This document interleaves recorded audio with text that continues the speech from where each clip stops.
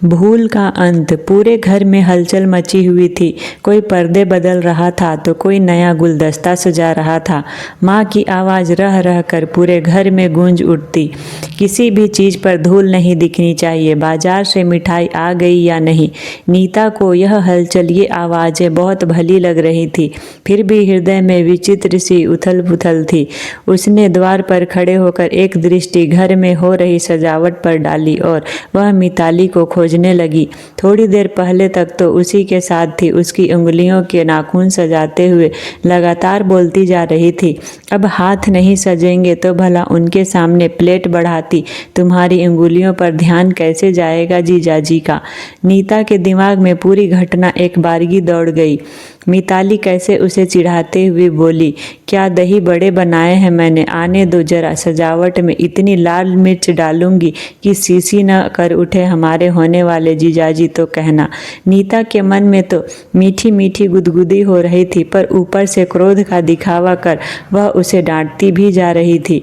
चुप मीतू, अभी वे कौन लगते हैं हम दोनों के। हाँ भाई, अभी कौन लगते हैं, अभी तो केवल देखना दिखाना हो रहा है। फिर उसकी हथेलियां छोड़ बोली, तू भी दीदी एकदम बोर है, वही पुराना जमाना लिए जी रही है, अपना तमाशा बनवाना। यह कहने के साथ ही वह स्तब्ध सी हो उठी, नजरें झुकाए एकदम कमरे से बाहर निकल गई। उफ, अब जाने कहाँ जाकर रो रही होगी पगली। नीता ने स्मृतियों को झटकते हुए सोचा। तभी बड़ी ताई दंदनाती हुई उसके कमरे में आ गई। मिताली कहाँ है? पता नहीं, उसने कहा। बता नहीं रहे तो ठीक है, उन्होंने होठ सिकुड़ कर कहा। मैंने तो सुबह ही छोटी को कह दिया था कि मिताली को लड़के वालों के सामने न आने देना। लेकिन ताई, नीता ने टोकना चाहा, लेकिन कुछ नहीं, उसके कारण तू कब तक भुगतती रहेगी। नीता का मन अवसाद से भर उठा। पता नहीं ताई की बात में कितना सत्य है।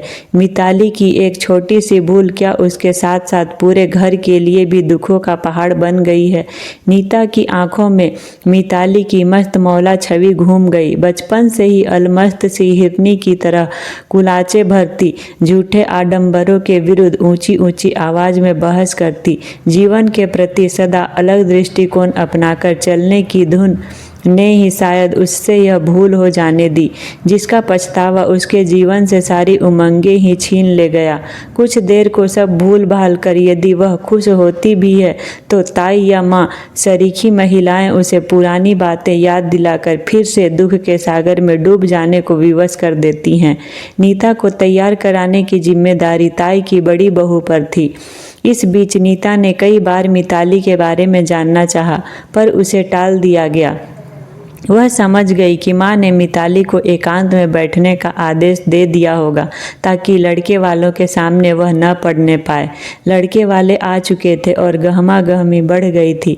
सबके चेहरों पर नीता के पसंद किए जाने की चिंता से अधिक संभवतः मिताली का डर व्याप्त था। कहीं इन लोगों को भी भनक न लग गई हो कि लड़की की छोटी बहन अपने प्रेमी के साथ घर से भाग गई थी। हाँ, यही शब्द तो सब दोहराते हैं। कितना भोड़ा सा लगता है यह सब। क्या उस समय कोई भी मिताली के हृदय में झांकना चाहता है? क्या बीतती होगी उसके मन पर? कैसी कोमल उमंगों के साथ सारे आडंबरों को अंगूठा दिखाती हुई वह अपने प्रेमी के साथ ब्याह रचाने गई थी। वह भी इसलिए विवश हुई थी क्योंकि घर के सारे सदस्य एक विजातीय के साथ उसका विवाह करने को तैयार नहीं थे। कैसे उसने अपने अरमानों का ख्याली सेहरा उस व्यक्ति के सिर बांधा होगा और आर्य समाज मंदिर में चंद लोगों के समक्ष विवाह किया होगा। इधर हर तरफ उसकी खोज के बाद पुलिस तक बात पहुंच गई थी। जब वह अपने पति के साथ स्कूटर पर घर वालों से मिलने आ रही थी तभी पुलिस की जीप उनके पीछे लग गई। मिताली जल्दी से सीधे घर पहुंचना चाह रही कि तभी अचानक तेज रफ्तार के कारण घटी दुर्घटना में वह अपने सारे सपनों सपनों सारे अरमानों से हाथ धो बैठी। मिताली अपने पति के शव पर ढंग से रो भी न पाई थी कि उसे घरवाले जबरदस्ती पकड़ कर ले आए थे। मिताली के ससुर ने एक पत्र द्वारा अपनी बहू को घर ले जाने का अनुरोध भी किया था, पर उसके माता पिता ने उस विवाह को मान्यता देने से ही इनकार कर दिया था। कई माह तक मिताली एकदम गुमसुम हो गई थी। तब चुपके चुपके नीता ही उसे समझाती थी, लेकिन घर के शेष सदस्य उसे इस सब से बाहर निकलने ही नहीं दे रहे थे। एक भूल की उसे इतनी कठोर सजा मिलेगी, यह तो उसने सोचा भी नहीं था। वह अपने ही घर में एक कैदी बना दी गई थी। पढ़ाई बंद हो गई। समाज की दृष्टि से छिपाकर उसे घर के कार्यों में लगा दिया गया। अभी उसकी बड़ी बहन कुंवारी थी। यदि मिताली पर कठोर अनुशासन न बैठाया जाता तो नीता का जीवन भी अंधकारमय हो जाता। हालांकि तमाम सावधानियों के बाद भी नीता के विवाह में निरंतर बाधाएं आ रही थी, इसलिए अब लड़के वालों से मिताली को छिपाया जाता था। मेज पर कई प्रकार की मिठाइयाँ, नमकीन और मेवे सजाए जा रहे थे। ताई की बहू अतिथियों को शीतल पेय पेश कर रही थी।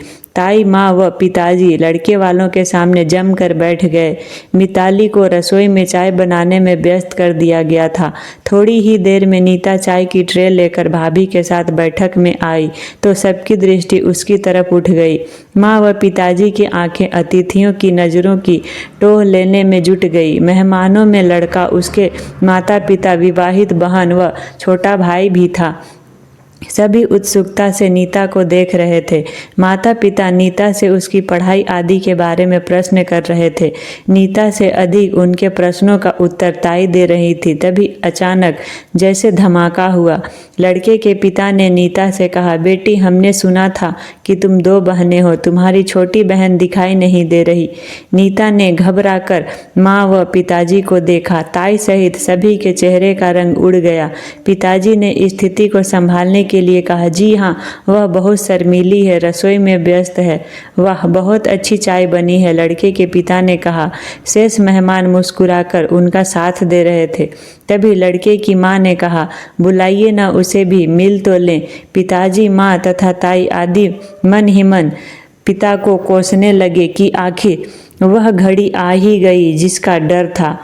सब एक दूसरे का मुंह देखकर जैसे आंखों ही आंखों में पूछ रहे थे कि अब क्या करें। जाओ बेटी, तुम बुला लाओ अपनी बहन को। आखिर अपने होने वाले जीजाजी से उसे भी तो मिलना चाहिए। उनकी इस बात पर घर वालों की आंखों में जहां यह संकेत पाकर चमक आ गई थी कि नीता उन्हें पसंद आ गई, वहीं आगे अब क्या होगा यह सोचकर उनका सिर चकराने लगा।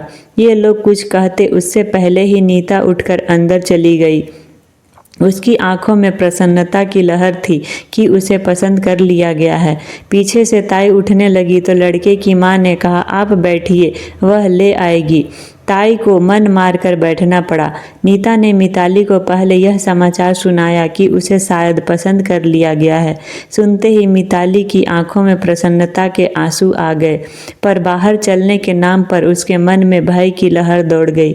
थोड़ी देर बाद लड़के की बहन जब भाभी के साथ वहीं आ गई तो मिताली को बाहर जाना ही पड़ा। माँ और पिताजी के चेहरे का रंग बुरी तरह उड़ा हुआ था, जैसे सुख हाथ में आते आते छीना जा रहा हो। मिताली को उन लोगों ने अपने बीच में ही बैठा लिया।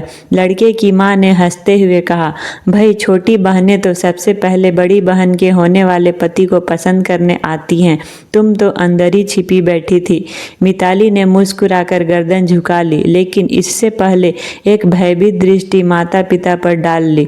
वे लोग नीता को छोड़ मिताली से ही बातें करने लगे तो माँ ने उनका ध्यान भंग करते हुए कहा, आप लोग मेज तक चलें, नाश्ता ठंडा हो रहा है।